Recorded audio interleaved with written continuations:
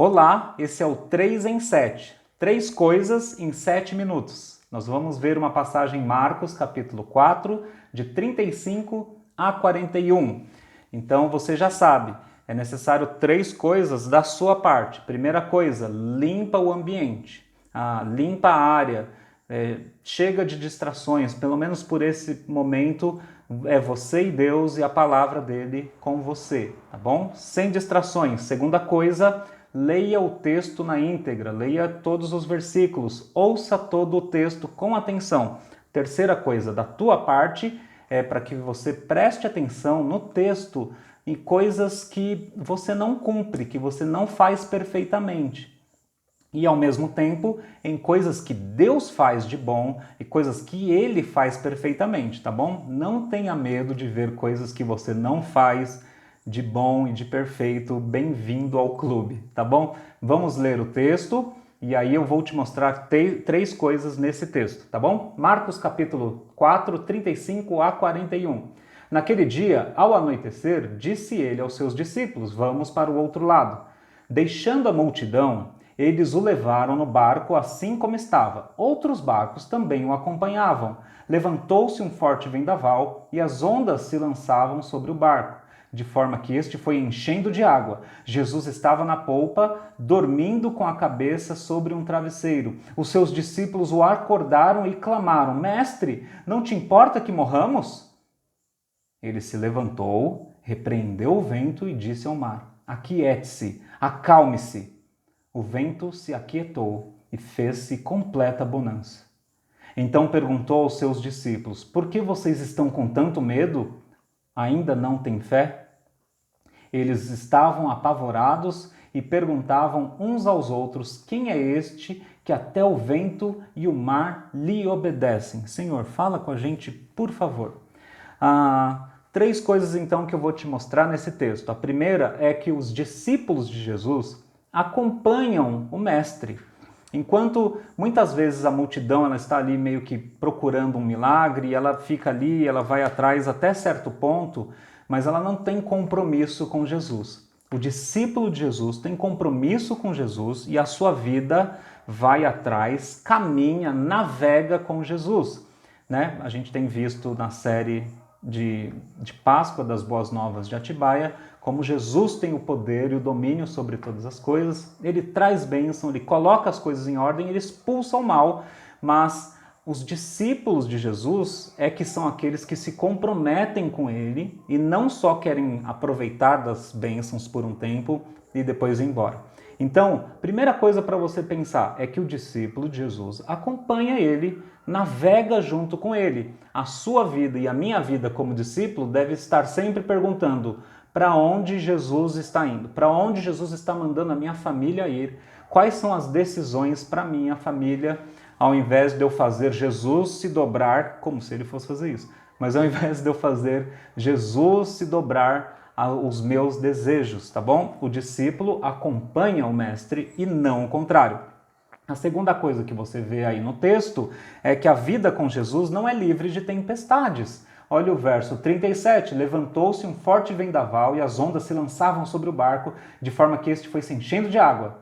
Jesus estava na popa, dormindo com a cabeça sobre um travesseiro. Não significa que Deus está dormindo na vida, na sua vida, e que ele não, ai meu Deus, ai meu eu, né? Que Deus vai falar, ai, perdi, o que aconteceu na vida do Rafael? Alguém me passa o relatório? Não significa isso.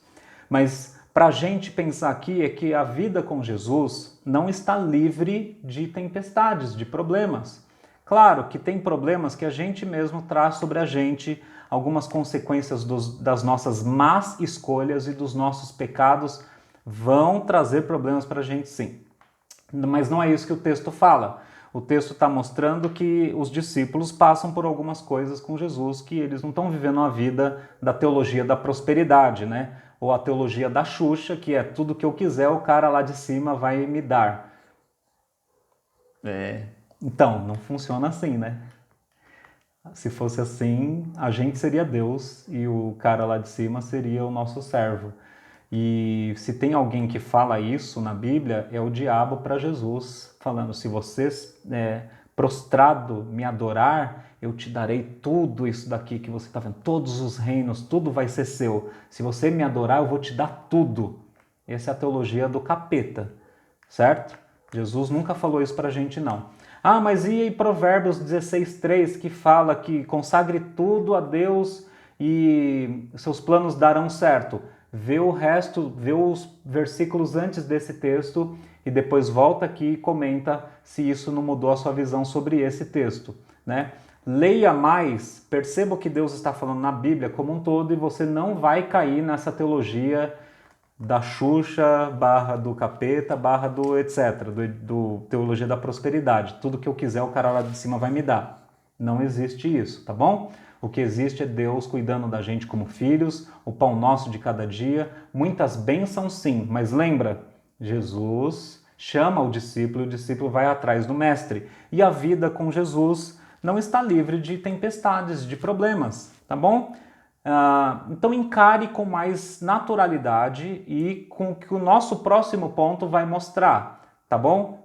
Que é, o terceiro ponto é, Jesus tem o domínio de tudo e ele quer que você confie nele. Então, do mesmo jeito que esses discípulos estão aqui desesperados, falando, mestre, você não está ligando que a gente vai morrer? Né? No verso 38, finalzinho, Jesus, no 39, se levanta, repreende o vento e disse ao mar, aquiete-se, acalme-se, porque quem manda aqui sou eu. Então, Jesus tem o domínio da natureza, dos vírus que estão deixando a gente em pânico, Jesus tem o controle de tudo nas suas mãos. Então, a nossa vida não está livre, ela está sujeita, sim, a tempestades e a problemas, mas ao mesmo tempo Jesus fala para a gente, eu estou no controle de tudo.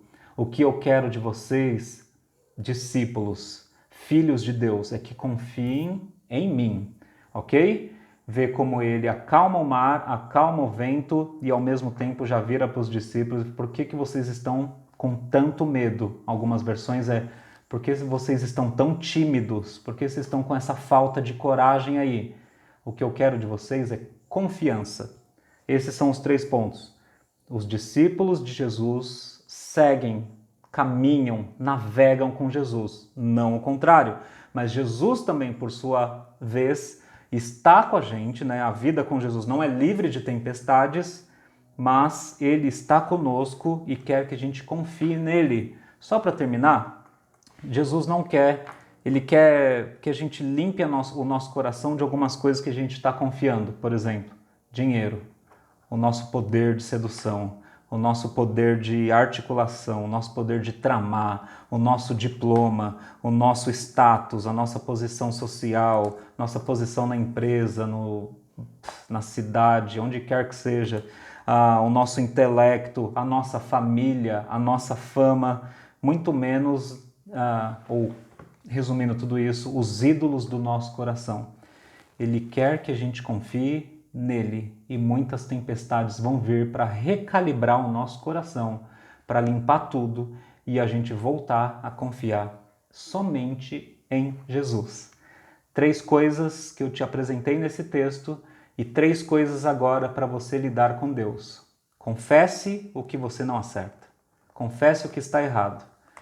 Louve a Jesus pela obra de salvação que ele trouxe na cruz.